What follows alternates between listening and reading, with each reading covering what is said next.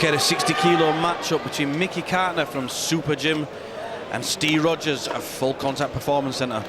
This is going to be a great matchup. We just saw Steve Rogers a few weeks ago in his first fight, and what a backwards and forwards action fight that was. I don't think the loss does him justice. No, he really doesn't. It absolutely doesn't. He put up a great fight.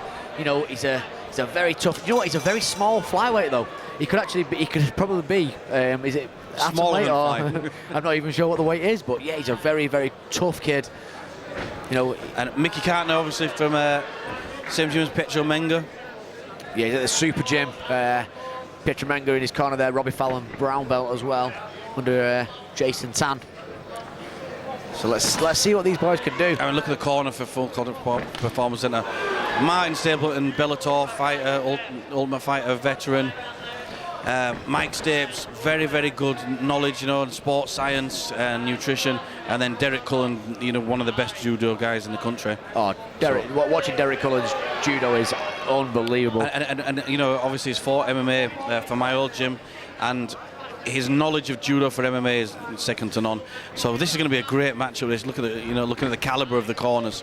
Yeah, and as we talk about, you know, the judo background and the BJJ background from both gyms, it's a standing fight so far. Yeah, brilliant, and some really good leg kicks going in so far. Nice distancing, you know. Oh, now look at that little, just pulls the leg out. That was a great takedown there from Micky Cartner. Yeah, so Steve Rogers on his back now. He's got that half butterfly in. See, I like to see a sweep from a half butterfly, but he's not got the hips in there. No, he's not. He's doing a good job of defending Micky Cartner. You know, like I said, you know, the Brazilian Jiu-Jitsu in their gym, you know, is a very good level. Obviously, the BJJ coach at Full Contact, Andy Aspinall. Yeah, Andy Aspinall actually sat behind Petro Menga tonight. Yeah, sat behind the opposite corner. Andy Aspinall, BJJ, superb BJJ instructor as well. Certainly, yeah, very, very good. One of the best in the country. Again, another one that's very good with the no-gi aspect of BJJ, which, you know, it's a different transition, isn't it, from the gi to the no-gi? It certainly is. As we see Steve Rogers here climbing his legs up, you know, he's got good head control. He's trying to work those legs up. Some good wrestling so far, though, from Micky Cartner. Well, let's see what Steve Rogers could do from the bottom. He's got a high guard though, so he's quite active. He's working at high guard, but there's nothing much happening. Referee Brad Conway's looking on carefully. You know, this could get stood up with a lack of action, really.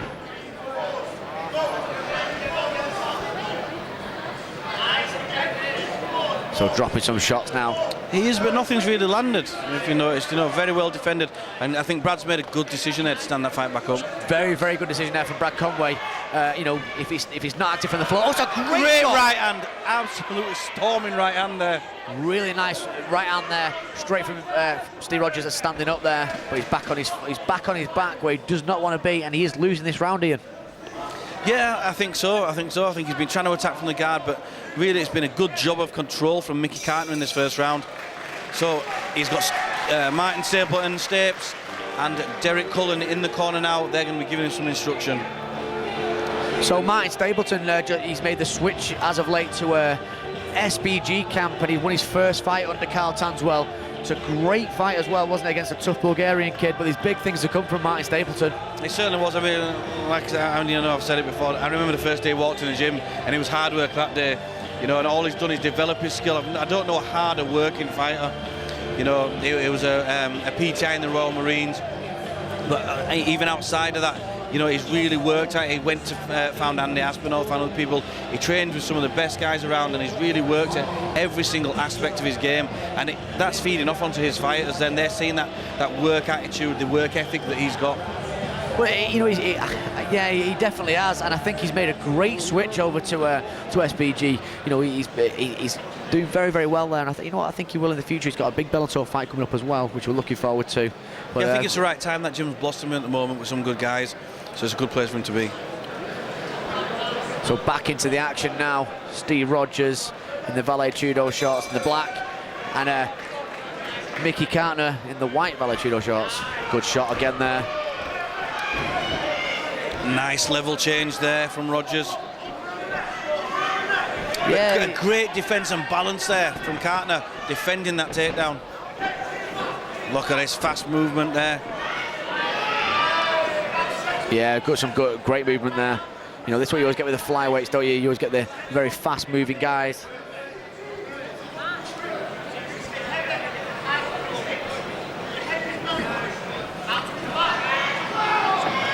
Again, spinning.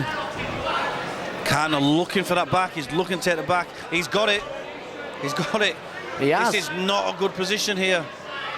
He's got both hooks Steve in, Rogers. but he's coming out the side there. Steve Rogers needs to get that right shoulder to the floor, needs to edge out, and he is doing so. It's great work from Steve Rogers. Well, a textbook defence there to the rear naked choke. But Straight into an armbar. Cartner's got that. It looks tight. It looks very tight. It looks very, very tight. Great work. Again, look at this. What backwards and forwards action. Very versatile. Well, we saw on paper this looked like a great matchup, and it's proving to be so. Neither of these guys look like an 0-1 fighter. No, they don't. Absolutely not. I'd like to see who it was that beat Micky Cartner, to be honest. Again, and now Steve Rogers on the back. Can he do more work with it? Yeah, he slipped out the side door there, though, hasn't he? Great work again from Cartner. Back and forth fight this.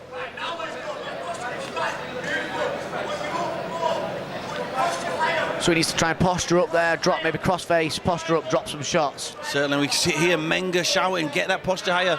He does not want him to look. Nice tight knees there. Again, very high active guard from Steve Rogers, but he really needs to do something with that guard. He certainly does. He needs to get at least a threatening submission, because so far the threatening submissions have come from Micky Cartner. See, for me, the right arm of Cartner looks like it could be caught. If you capture that and throw them hips up, he can get a nice submission there. Certainly, but he's doing a good job of using the fence, I think, to make sure he doesn't have any room to work.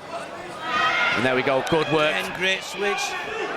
Steve needs to stand up though from there. He's trying to drive from the knees. He needs to get her back to his feet. It's very hard to wrestle from that position.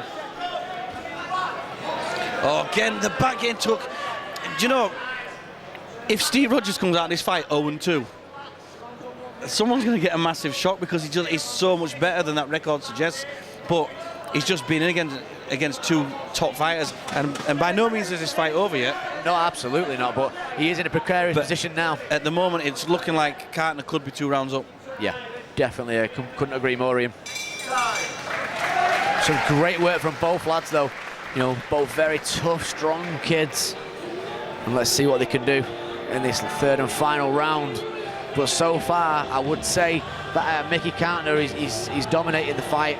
Well, I wouldn't say dominating, but he's working. Yeah, he's not been too dominant, but he's got the submissions, he's got the better positioning. You know, he's been closer to finishing the fight. Yeah, he has. Like I said, I couldn't agree more with that, mate. I think, you know, having someone like Robbie Fallon in the corner, really good brown belt. His jiu-jitsu is extremely good, and obviously Pietro Menga got a couple of big fights coming up soon. You know, it's two great corners again, and that, you know, it's hats off to the promoters, isn't it, to get two big teams in again. Yeah, certainly. Great matchmaking by Tom Blackledge, I believe. Yeah, Tom's done a great job of matching these guys throughout this show, and there's a lot more to come this evening, Ian.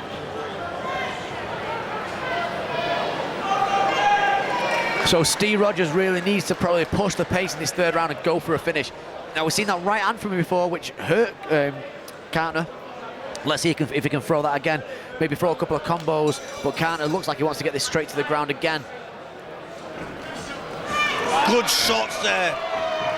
Great shots there from Steve Rogers. If he could just keep that little bit of distance, he has got the most dangerous striking. But again, Cartner closes the distance and gets the legs. Yeah, he's definitely got the more dangerous striking of the two so far. But he needs to get that over-under and turn out. He could do it. There we go. That's what you want to see. You need to see some swinging shots there. But I'd like to see him pick them a little bit more.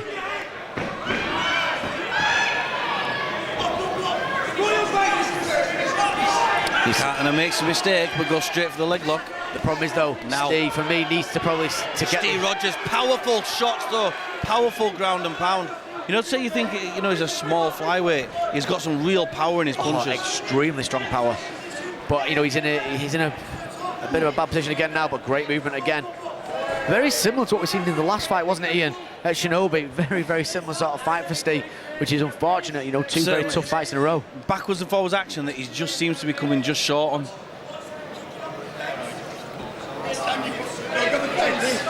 So Steve could use the fence here to try and buck over. There we go. That's a great movement from Steve Rogers. That's exactly what he needed to do. And look at the shot. He has some real power. And you know the Full Contact Performance Centre, they're known for the power athlete training, the real sort of strength and conditioning training. And you can see it there. Every single shot is hard. He could finish this fight here. Look at these shots. This could be over. This could be over. Brad Conway looking at the action here now. Certainly. Look at the power. And there we go. That is a great win, and that is just testament to the Full Contact Performance Centre's training. Seriously, look at the power he's developing there. Absolutely, and what a fantastic comeback. Steve Rogers there was, he was, like I say, he was on the other end of a couple of things there, submission attempts, stuff like that, but what a fantastic win for him.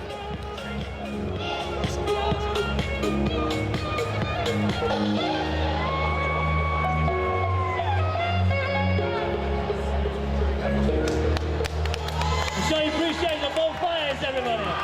Fighters to the center of the cage, please.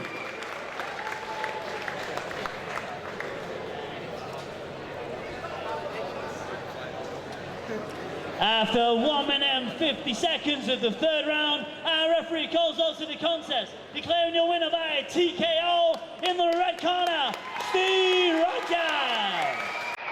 Let's hear from Micky Cartner. What a great contest.